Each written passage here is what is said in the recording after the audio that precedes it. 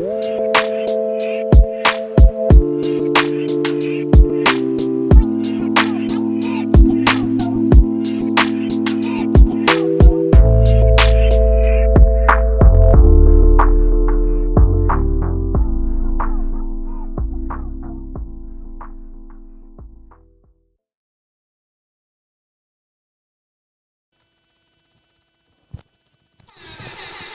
ready? Yes, sir. Something like that. Something like that. All right, everybody. Welcome to the 804 podcast. I'm Nick. Jesse.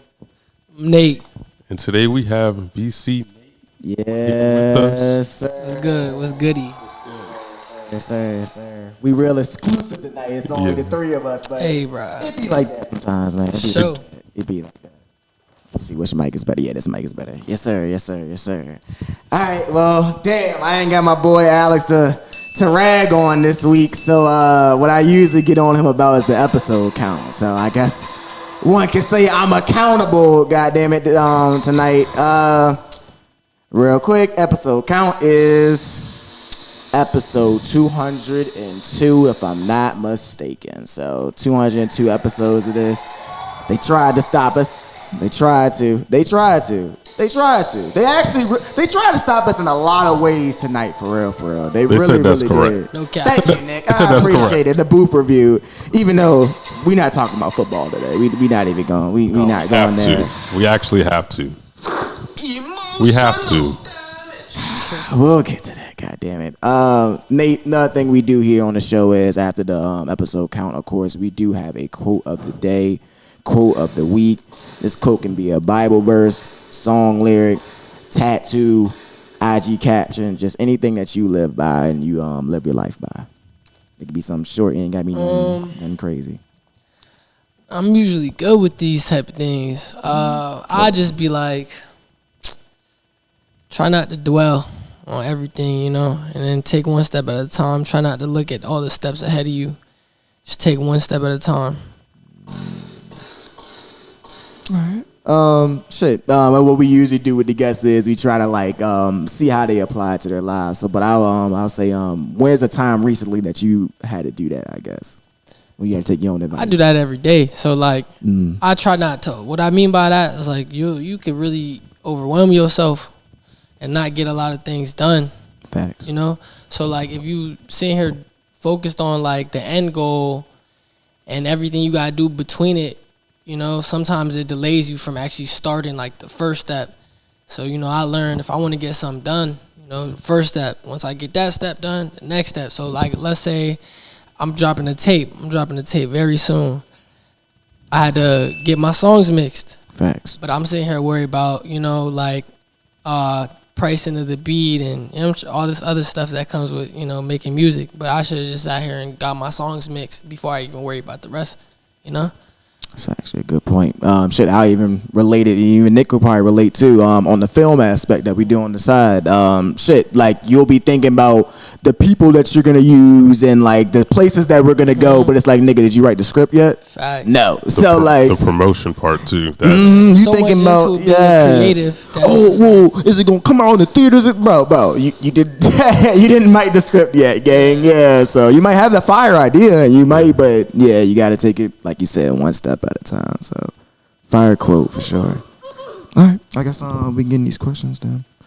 I guess I'll start off. One of the questions I usually like to ask off first is, when did you start making music? Making music probably like 2019. I was rapping way before that. I used to beat on the tables and lunch and just rap, but I guess started recording like late 2019.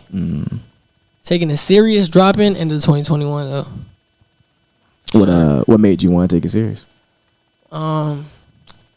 It was me and y'all had Jitness on here. Yeah. Facts. That's Shout my out to boy. Jitness. Okay. Shout out Jitness. Shout out the Rich City Collective. Facts. We was just, I was at his crib. He had a little sock on the mic, the computer, you know, and we was like, hop out, let's make some songs. So we just started doing that, like grinding, you know, just messing around, and it just got to a point where it was like, okay, we can hit the studio, and then we hit the studio. There was this one song I forgot. Probably not my song. The first song that I made was probably like, it's called TTE/BTB Flow, or like Red Eye by Jitness. We just heard those songs and we were like, okay, we could do something with this. After that, it was like, you know. That's fine. Do it. How hard is it to promote your music? Like, is it hard, or do you find it very easily just to promote? It just depends on how like creative you are, cause I mean, it's like the same thing, you know. Like I don't really look at this like. At the beginning, I used to look at it like, oh, I'm a musician, but you gotta really think about like everything y'all doing, everything everybody doing. You're all like a business at the end of the day. So, for me, it just depends on how creative you are when it comes to your business. Now, me, it's like it's kind of easy, cause I understand what people like, but I also understand what I like, and so like I don't really bend it for nothing. So it's. I was easy. just ready to ask you about that. Like, do you ever find yourself kind of having to like do things you don't want to do, or I would never. Another quote of the day, actually. Mm-hmm. Never break your character to enrich your pocket. Yeah. For sure. Talk to him. For sure. That's a fact. I'd say I know my first question was when you made music. What inspired y'all? Like, did y'all have any like artists that were out back then that like inspired y'all? Or I mean, I don't really know. Like, I feel like all music inspires me to a certain extent, but like what really just inspired us like to continue was just each other. Like, I would go to the studio and I just hear a song, I'd be like, oh my gosh, like I'm coming back next weekend, making a banger. Gotta top what I did last weekend. So just each other, just pushing off each other, for real. How have you evolved as an artist from last year to this year? I just have more substance in my music. You know, like I talk about more real stuff. Like, I'll still have that arrogant shit that people want to hear, but you know, like I've learned more. Like, I can really talk about some shit on the song, like real life. I don't gotta lie. I mean, it used to be like iffy, like exaggerations and like a bunch of gun. You know what I'm trying? Like the basic rapper, but like I've real life got better at rapping in my own way. What do you feel about like the state of hip hop? Like, I don't know if y'all have seen like I be on YouTube a lot, and you see a lot of videos titled like "Hip Hop is Dead," especially with the stat of like no album went #1 or something like that. So like, what do you think, I guess, about that? I feel like it's kind of watered down, cause you know, like it's a stage where it's like everybody want to rap now. You know what I'm trying to say? Everybody want to rap now. Even 2016, there wasn't as much. There was people rapping, SoundCloud rappers or whatever. Excuse me, but everybody wants to rap now. So it's like we don't got enough people out here telling your friend, yo, you cannot rap. Stop that shit. I mean, for real, you can't rap. If you can't rap, don't rap. That's gonna prevent the music from being watered down. That's a fact, though. Actually, that's the process of elimination. Yeah, that's a fact. We need creators out here. We need people trying to push the culture forward, of course. You know, in a good way, because you know, not everything is about killing and streets and shit. You could be the smartest fucker in your group. You could be a valedictorian spitting craziest shit ever, and that's just, you know what I'm trying to say? It's all about your creativity at the end of the day. Can I give my opinion on this one? Yeah, go ahead. I think nowadays people are realizing that the labels really do control the airwaves. You're seeing it now more than ever, than you've ever once seen it before. Now you're really seeing, hey, we don't want this conscious guy out here. We're pushing this. We want the sexy reds and stuff like that. Nothing wrong with her, but I feel like if you, I mean, I'm not gonna sit here and talk about religion, but if you move in through yourself, I feel like there's nothing that could really stop you. Like let's say y'all grinded and y'all did this shit the way y'all want to do it, and that's just y'all. And that's what sets y'all apart. There's no beating it, because that's y'all. There's not another you on this earth, and there's not another you on this earth. Hell no. I'm trying to say. So, famous or not. It just seems like everybody is not meant to make it big for some reason. Facts. There has to be that underground, local legend type of person out here. I feel like what separates it is like you could be the best artist, but like shit at business. Like, to make it in this industry, point blank period, in the entertainment industry, you gotta know your business. Point blank period. There's no bending it. So, you could be the best music person, but you don't know your business. Or you could be the best business person and you're shit at music. Or you could make it in either. It's really just it comes with preparation, grinding, and a little bit of luck. Yeah, facts. Yeah, I'm glad you mentioned a little bit of luck because people just always forget about that. For sure. But yeah, when it comes to like kind of like what you said, Nick, when damn, I kind of lost train of thought. But the point I was gonna make on it, it shows what people are doing it for. Because like you said, if nobody wants to just do it for the underground and do it, just, like there has to be a middle. Like you said, there has to be some like type of music appreciation. It just seems like we're not seeing people do it for the love of music. Exactly. Like, so therefore, you get people that's like, either I'm gonna make it, I'm that shit, or just I'm gonna either be delusional and think I'm that shit. It's just gonna be one way or the other. I'm that shit. I don't care what you say. That's how you supposed to be, though. True, yeah, to a certain extent, but like you said, that's when in that business and like the work you put behind it. Yeah. So. All of it's like, for me at least, it's manifestation. So like I feel like to the way like delusional, but like like in my opinion, you have to be a little bit delusional to really get it. You know what I'm trying to say? Like, I'm gonna wake up and I'm gonna do this tomorrow. Like you gotta envision yourself in that nice car. You gotta envision yourself on top of the mountain. And that's a little like, that's a vision. That's like your third eye, You gotta be a little bit deluded if you're gonna see what you want the world to see, I guess. That's a fact. You mentioned one of our alumni, obviously, Jitness, and kind of how y'all made music together. I guess can you go a little bit back to like how y'all met? I guess if you want. I met him in third grade. We went to the same little after school care program. And we were just hopping on the game. Like we would play the game. We play Xbox 360, Halo Reach, man. And then we just grinded. We stopped talking for a little bit, but we just reconnected. Started making music. That's fire. I'll say this: you just talked about the business side. What have you learned about the business side of music that you didn't know when you first started out? There's a couple things. First off, making it just requires money. Like there's no putting up your shit up there and hoping it shit just click. Like you gotta put money into it. You gotta put, like that's just what it is. You gotta put money behind promotion. You gotta put money into the video. Like none of it just click. You have to be on some Pop Smoke type timing or something like that for it to just click like that. Or like money. Get you some money. You want to chase your dream? Get you some money. And then when you do it, know exactly what you spending it on, type shit. Exactly. So, like know where it's going to. So that's a fact. Like another thing to answer your question, right? Boom. This is putting y'all on game. Do like a month. If you got some cheese, do like a month of ad promotion, right?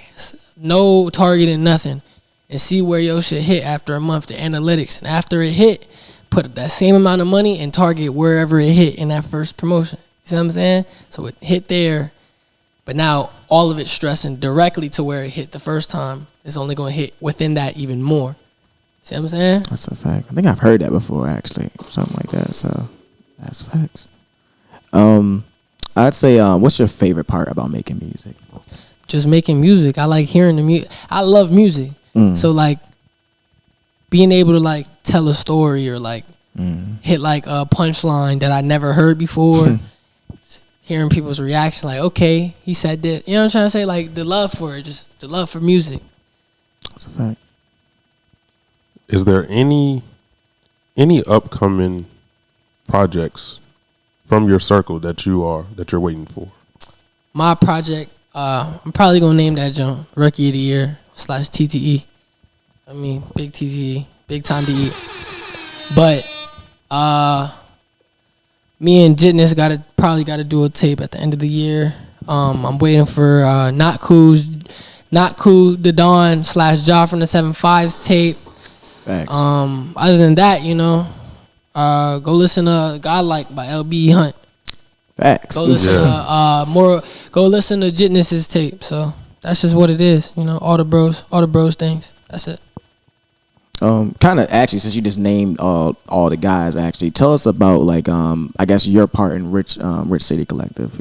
Jitness talked about it a little bit, but it was from his angle. I feel like like my part, or just explain like the dynamic of it? The dynamic, yeah. Alright, so I mean, we all do our, like, let's say Rich City wasn't a thing, I'd still be doing this. Of course. And Genius would still be doing that. And, you know, Josh and Josh wasn't on there, I don't think. But Josh, shout out Josh, Tacky Josh. We would all be doing the same thing. So we realized if we all do the same thing with each other, you know, like whatever you're reaping, I'm reaping. And we could all take it some different direction. You know, it's almost like when you're looking for something, you can't find it. A second pair of eyes is better. So like we all put, you know, it's like he knows connections, you know connections. So it's like, let's say you wanted to do this podcast alone. Everybody who knows him tuning in, you know what I'm trying to say? It's like you just really branching out with it. But I mean, we just real life the home. We like brothers. We just do what we do, and it's a collective, man. I'll say this: who are some of your biggest influences? I would probably say, probably one of my first influences was like Chris Brown. Really? Yeah, because Chris Brown, I remember being a jit and I would see Chris Brown, like, you know, back then where there was like YouTube or anything, like you go on the Fios and you click, like, you could type in the artist or whatever. I typed in Chris Brown and I would just watch all his music videos. And that's why I fell in love with music, for real, just like old Chris Brown. But like now, Alex is here, bro. Oh my God, he be going crazy right now. Chris Brown, probably a little bit. I mean, you gotta say Chief Keef because he's the reason half the music is like how it is now, like that gangster shit. So like I guess like by extension him. But not really, like, I don't know. I don't really take inspiration from, like, I get inspired from seeing motherfuckers win. Yeah. But I don't take inspiration from, like, their music, per se. Because, like, I feel like I just approach it my own way. I just love hearing new good music inspires me in general. For real. I'd say, can you describe your song-making process? I guess I'm walking in the studio or walking out. So, sometimes I freestyle, so I'll just keep it brief for the freestyle part. I go in the stew, put on a beat I like, I freestyle to that bit, come out hard for me, then I drop it.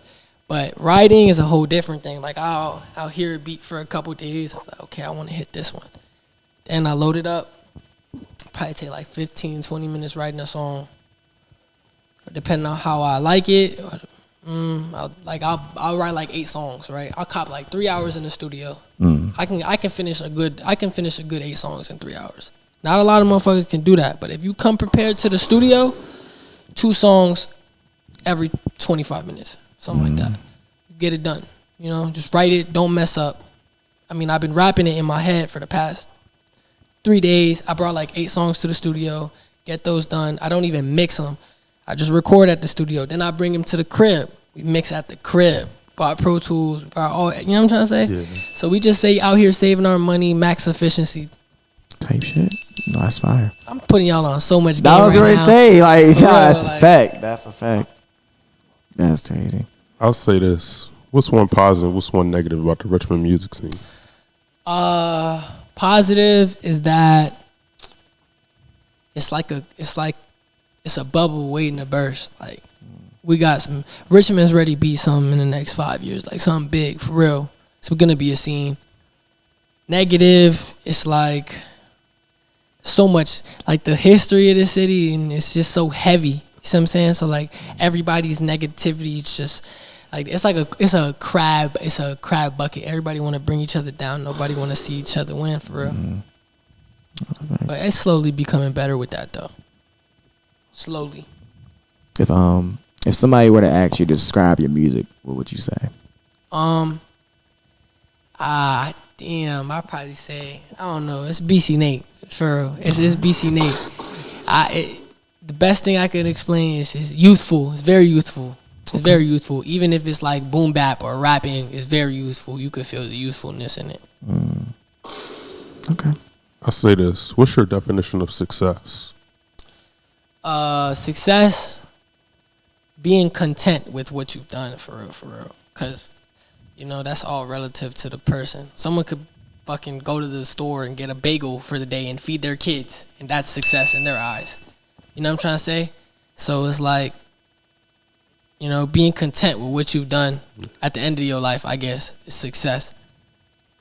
But for me, successful, I don't know. I want to make I want to be big.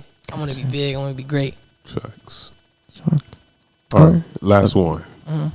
Oh, did you have another one? I do, but you can go ahead. It'll be my last one too. Top 5 albums all time. Number 5, Santana World by TK. It's crazy.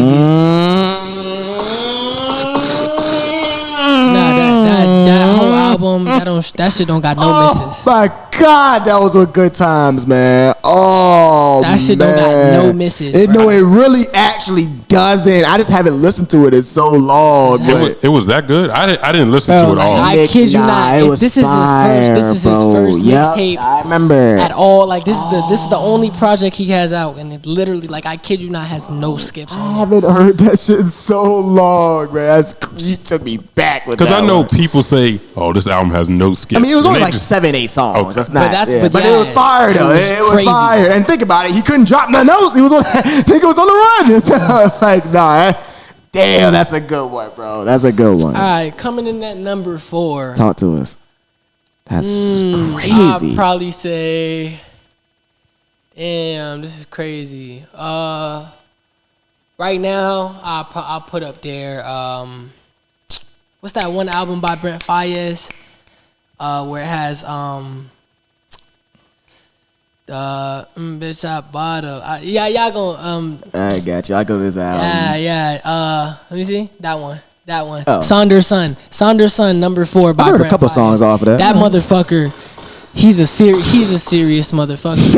I'm not gonna lie. Drake, probably a Drake album in number 3. Probably a nice. What's the best Drake album? I'm not gonna lie. I like More Life. Not everybody says Views. Everybody said but More Life for me was crazy. That's a very slept on album. It is. No cap. It is. He has a lot of slept on albums to this day that people don't know songs that I still listen to. It seems like everybody says, "Oh, this album is not good," and like a year or two later, it's like, "Oh my God." That's the thing. That's a skill. That's being able to actually make music that people don't understand, that people will grow into. That's like fortune telling for real. At the end, like, you know what I'm trying to say? That's fortune. Like him and Kanye. No cap. That's like all of Drake's. Just got. All right, 3 years later, bro, dude, that John album was kind of. Scorpion was not a bad album. No, Scorpion wasn't a bad album. This man doesn't have a bad album. Yo, honestly, Nevermind is a crazy man, and Certified Lover Boy was crazy. Like, I still listen to Certified Lover Boy. Some songs. That's that's actually a really good album. Honestly. For real. Number 2. Damn, man. Probably, what's that one album by Michael Jackson with where he has a little, it's like a shade of him doing like this. That's either Thriller, Bad, Off the Wall. Yeah, some shit like that. Yeah, I have a poster of him from when I was like 5. No, Michael Jackson's one of my biggest influences. Him and Chris Brown. You know what I'm trying to say? Tight shit. But Michael Jackson and one, I don't know. What's my favorite? Favorite project to listen to? Fuck, man. Damn, I'm not gonna lie. That is actually crazy. The least amount of skips with a decent size of an album. Probably some shit by Baby, bruh. Baby got some shit. Baby got Lil Baby? Yeah. Okay. Lil Baby got, hold on. The album before last, I guess. Nah, not the last album. Not the last one, yeah. No idea. I know everybody's like that. The album, whatever album when he dropped the 2020 when Baby actually started spazzing, right after he dropped Something to Prove, that shit, bro. That shit was like back to back. He was on fire back then, bro. Yeah, bro. Golly. Good times. Yeah, for sure. Yeah. You rocking with that 5, right? Yeah, there it is. Right. It might change. I'm not gonna lie. I was put on the spot right there, but if I had 20 minutes to think about it, it'd probably be a completely different list. But that's a decent 5. I mean, it has different genres in it. You got everything you need. Yeah, one could say. Shout out, bro. I should have put Frank Ocean in that bitch. Blonded by Frank Ocean was disgusting.